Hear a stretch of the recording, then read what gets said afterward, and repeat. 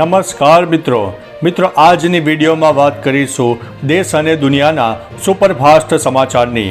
સૌપ્રથમ વાત કરીએ તો સ્કૂલ બસ પલટી ખાઈ ગઈ છે, 6 બાળકોના મોત થયા છે। હરિયાણાના મહેન્દ્રગઢમાં બાળકોથી ભરેલી એક ખાનગી બસ પલટી ખાઈ ગઈ છે। બસમાં સવાર 6 બાળકોના મોત થયા હતા અને 15 બાળકો ઘાયલ થયા હોવાના સમાચાર છે। ઈજાગ્રસ્તોને હોસ્પિટલમાં ખસેડવામાં આવ્યા છે। ઘટનાની જાણ થતાં પોલીસ ઘટના સ્થળે પહોંચી છે। અકસ્માતનું કારણ ઓવરટેક માનવામાં આવી રહ્યું છે। સમગ્ર મામલે પોલીસે તપાસ હાથ ધરી છે। મિત્રો, અન્ય મહત્વના સમાચારની વાત કરીએ તો યુદ્ધ માટે તૈયાર રહેજો। મળતા અહેવાલો અનુસાર ઉત્તર કોરિયાના તાનાશાહ કિમ જોંગ ઉને તાજેતરમાં જ યુદ્ધ માટે તૈયાર રહેવા જણાવ્યું છે। કિમ જોંગ પાડોશી દેશ દક્ષિણ કોરિયાને સૌથી મોટો દુશ્મન માને છે। કહેવાઈ રહ્યું છે કે કિમ દક્ષિણ કોરિયાનો સામનો કરવા માટે શસ્ત્રોમાં વધારો કરી રહ્યા છે। તેઓ બુધવારે ઉત્તર કોરિયાની મુખ્ય સૈન્ય યુનિવર્સિટીનું નિરીક્ષણ કરવા પહોંચ્યા હતા। આ દરમિયાન કિમ જોંગ ઉને કહ્યું છે કે દેશભરમાં બધું બરાબર નથી। મિત્રો, અન્ય મહત્વના સમાચારની વાત કરીએ તો અમદાવાદીઓ માટે સારા સમાચાર સામે આવી ગયા છે। અમદાવાદમાં રહેતા લોકો માટે ખૂબ જ સારા સમાચાર સામે આવ્યા છે। હવે શહેરમાં 60 જેટલા રોડ પર ડબલ ડેકર બસ દોડતી જોવા મળશે। અગાઉ વાસણાથી ચાંદખેડાના રૂટ પર ડબલ ડેકરની શરૂઆત થઈ હતી, જો કે ફક્ત 7 બસો ચલાવવાનું બજેટ હતું। પછી અમદાવાદ મ્યુનિસિપલ કોર્પોરેશન પર્યાવરણને ધ્યાનમાં લેતા હજુ વધુ ડબલ ડેકર બસો ચલાવવાની આયોજનમાં લાગ્યું છે। હાથ 7 જેટલી ઇલેક્ટ્રિક ડબલ ડેકર બસ ખાનગી ઓપરેટરો ચલાવી રહ્યા છે। મિત્રો, અન્ય મહત્વના સમાચારની વાત કરીએ તો ઇમરાનની ધરપકડ પાકિસ્તાનનો આંતરિક મામલો છે, તેવું પીએમ મોદીએ જણાવ્યું છે। એક અમેરિકન મેગેઝિનને આપેલા ઇન્ટરવ્યૂમાં પીએમ મોદીએ પાકિસ્તાન પર પ્રતિક્રિયા આપી હતી। તેમણે કહ્યું છે કે મેં પાકિસ્તાનના નવા પીએમ શાહબાઝ શરીફને પદ સંભાળવા પર અભિનંદન પાઠવ્યા છે।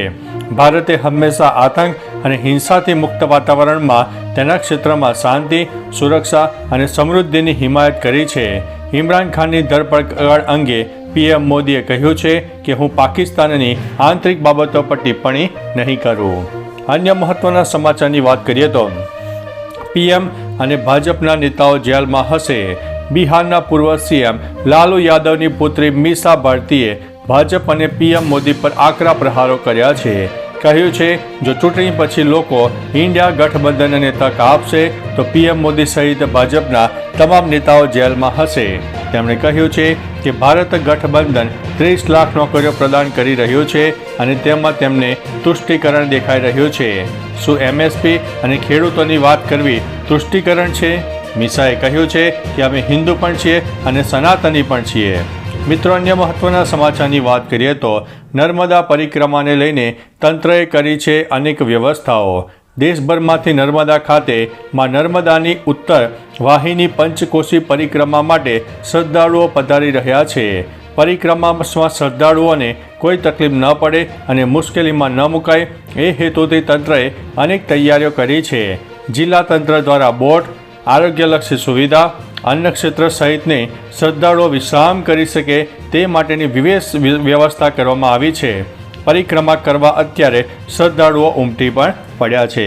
મિત્રો, અન્ય મહત્વના સમાચારની વાત કરીએ તો મતદાન જાગૃતિ માટેનું અનોખું ગીત। હાલ દેશમાં ચૂંટણીનો માહોલ છે। મતદાનનો પહેલો તબક્કો 19 એપ્રિલથી શરૂ થવા જઈ રહ્યો છે। 7 મેના રોજ ગુજરાતમાં મતદાન થશે, ત્યારે વધુમાં વધુ લોકો મતદાન કરે તે માટે વિવિધ રીતે જાગૃતિના કાર્યક્રમો થઈ રહ્યા છે। આ વચ્ચે ભરૂચ જિલ્લા કલેક્ટર દ્વારા મતદાન જાગૃતિ માટેનું અનોખું ગીત પ્રસ્તુત કરવામાં આવ્યું છે, જેને ગુજરાતના મુખ્ય ચૂંટણી અધિકારીએ પણ પોતાના એક્સ એકાઉન્ટ ઉપર શેર કર્યું છે। અન્ય મહત્વના સમાચારની વાત કરીએ તો આવતીકાલે બહાર પડશે ચૂંટણી જાહેરનામું। લોકસભાની ચૂંટણીને માટે ગુજરાતમાં આવતીકાલે ચૂંટણી જાહેરનામું બહાર પડશે, જેમાં 26 લોકસભા બેઠક અને 5 વિધાનસભાની બેઠક માટે ઉમેદવારી પત્ર ભરી શકાશે। ઉમેદવારી પત્રકો ભરવાનો છેલ્લો દિવસ 19 એપ્રિલ છે। જણાવી દઈએ કે ત્રીજા તબક્કામાં 7 મેના રોજ ગુજરાતની 26 બેઠકો માટે મતદાન યોજાશે। આ જ દિવસે ગુજરાતમાં પેટા ચૂંટણી માટે પણ મતદાન થશે, જેનું પરિણામ 4 જૂને જાહેર કરવામાં આવશે। મિત્રો અન્ય મહત્વના સમાચારની વાત કરીએ તો એક દેશ એક ચૂંટણી હોવી જોઈએ. રક્ષામંત્રી રાજનાથ સિંહે રીવામાં કહ્યું છે કે મધ્યપ્રદેશ હવે બીમાર રાજ્ય નથી રહ્યું, તે વિકાસનું એન્જિન બની ગયું છે. તેમણે કહ્યું છે કે એક દેશ એક ચૂંટણી હોવી જોઈએ. રાજનાથે કહ્યું છે કે આપણે રામ રાજ્ય કોને કહીએ છીએ જ્યારે અધિકારની ભાવનાને બદલે કર્તવ્યની ભાવના હોય. તેમણે કહ્યું છે કે વિપક્ષના લોકો કહે છે કે ભાજપના લોકો હિન્દુ મુસ્લિમની વાત કરે છે. હિન્દુ, મુસ્લિમ, શીખ અને ઈસાઈ અમે કોઈની સાથે ભેદભાવ નથી કરતા. મિત્રો અન્ય સમાચારની વાત કરીએ તો ઉમેદવારોને હસમુખ પટેલની અપીલ. લોકરક્ષક અને પીએસઆઈની ભરતી પ્રક્રિયા પર પોલીસ ભરતી બોર્ડના ચેરમેન હસમુખ પટેલે ટ્વીટ કરીને કહ્યું છે કે ભરતીનું ફોર્મ ભરવા ઈચ્છતા ઉમેદવારો ઝડપથી ફોર્મ ભરે. છેલ્લા દિવસે ભીડ થશે તો કોઈ વધારાની વ્યવસ્થા કરવામાં નહીં આવે. મિત્રો અન્ય મહત્વના સમાચારની વાત કરીએ તો રાજ્યની તમામ સબ રજિસ્ટ્રાર કચેરીમાં કામગીરી 5 દિવસ માટે બંધ. રાજ્યની તમામ 294 રજિસ્ટ્રાર કચેરીમાં તમામ કામગીરી 5 દિવસ માટે બંધ રહેશે. તારીખ 10 થી લઈને 14 એપ્રિલ દરમિયાન દસ્તાવેજ કે અન્ય સબ રજિસ્ટ્રાર કચેરીનું કામ નહીં થઈ શકે. વેબસાઇટનું મેન્ટેનન્સ સહિતની ટેકનિકલ કામગીરીના કારણે રાજ્યભરમાં કામગીરી બંધ રહેશે. મિત્રો અન્ય મહત્વના સમાચારની વાત કરીએ તો અરવિંદ કેજરીવાલને હાઈકોર્ટ તરફથી રાહત નહીં. દિલ્હી દારૂ નીતિ કૌભાંડમાં મુખ્યમંત્રી અરવિંદ કેજરીવાલને હાઈકોર્ટથી મળ્યો છે ઝટકો. કહ્યું છે ધરપકડ કાયદેસર છે. કેજરીવાલની અરજી દિલ્હી હાઈકોર્ટે ફગાવી છે. ધરપકડને પડકાર આપતી અરજી હાઈકોર્ટે ફગાવી છે. કેજરીવાલના રિમાન્ડ પણ ગેરકાયદેસર નથી તેવું હાઈકોર્ટે જણાવ્યું છે. મિત્રો અન્ય મહત્વના સમાચારની વાત કરીએ તો સ્કાયમેટે જણાવ્યું છે કે આ વર્ષે દેશમાં કેવું રહેશે ચોમાસું. હવામાનની આગાહી કરતી પ્રાઇવેટ એજન્સી સ્કાયમેટે આ વર્ષના ચોમાસાની આગાહી કરી છે. જે મુજબ વર્ષ 2024માં દેશમાં ચોમાસું સામાન્ય રહેશે. સિઝનમાં વરસાદની સંભાવના 102% છે. જૂનથી સપ્ટેમ્બર સુધી ચાલતા ચોમાસા માટે સરેરાશ 868.6 મિલીમીટર વરસાદ થવાની શક્યતા છે. શરૂઆતમાં અલ નીનોની અસર જણાશે, જો કે તે પછી તેની ભરપાઈ થઈ જશે. અગાઉ 12 જાન્યુઆરીએ સ્કાયમેટે ચોમાસું સામાન્ય રહેવાની સંભાવના વ્યક્ત કરી હતી. મિત્રો અન્ય મહત્વના સમાચારની વાત કરીએ તો રૂપાલા 16 એપ્રિલે વિજય મુહૂર્તમાં તેમનું ઉમેદવારી પત્ર ભરશે. રાજકોટ લોકસભા બેઠકના બીજેપીના ઉમેદવાર પુરુષોત્તમ રૂપાલા 16 એપ્રિલે વિજય મુહૂર્તમાં તેમનું ઉમેદવારી પત્ર ભરશે. રૂપાલા દ્વારા ક્ષત્રિય સમાજ પર કરેલી ટિપ્પણી બાદ તેમનો ખૂબ વિરોધ થઈ રહ્યો છે અને ક્ષત્રિય સમાજે રૂપાલાની ટિકિટ રદ કરવાની માંગ કરી છે. આ વચ્ચે હવે 16 તારીખે રૂપાલા રાજકોટ બેઠક પરથી ઉમેદવારી પત્ર ભરશે, જેની એક વાત તો સ્પષ્ટ થઈ ગઈ છે કે બીજેપી હાઈકમાન્ડ રૂપાલાને બદલવાના મૂડમાં નથી. મિત્રો અન્ય મહત્વના સમાચારની વાત કરીએ તો હવામાન વિભાગની હીટવેવ અને વરસાદની આગાહી.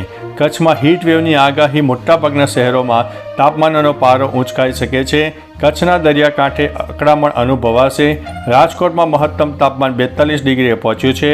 ઉપરાંત 13 થી 15 એપ્રિલે સામાન્ય વરસાદની શક્યતા વર્ણવવામાં આવી છે.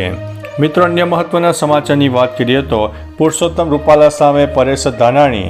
લાગી રહ્યું છે કે પરેશ ધાનાણી રાજકોટ બેઠક પરથી ચૂંટણી લડશે. રાજકોટ કોંગ્રેસના 50થી વધુ નેતાઓ અમરેલી ધાનાણીના નિવાસસ્થાને તેમને મનાવવા ગયા હતા. પરેશ ધાનાણીએ જણાવ્યું છે કે પક્ષનું નેતૃત્વ જે આદેશ આપશે તેની માટે તૈયાર છું. અગાઉ સ્થાનિક નેતાઓના વિરોધના પગલે તેમણે રાજકોટ બેઠક પરથી ચૂંટણી લડવાની ના પાડી હતી. તેઓ ઉમેદવાર હશે કે નહીં તેમજ રૂપાલાના વિવાદનો કેટલો લાભ કોંગ્રેસને મળશે તે આવનારો સમય બતાવશે. મિત્રો અન્ય મહત્વના સમાચારની વાત કરીએ તો અમૃત કલશ યોજનાનું વિસ્તરણ કરાયું છે.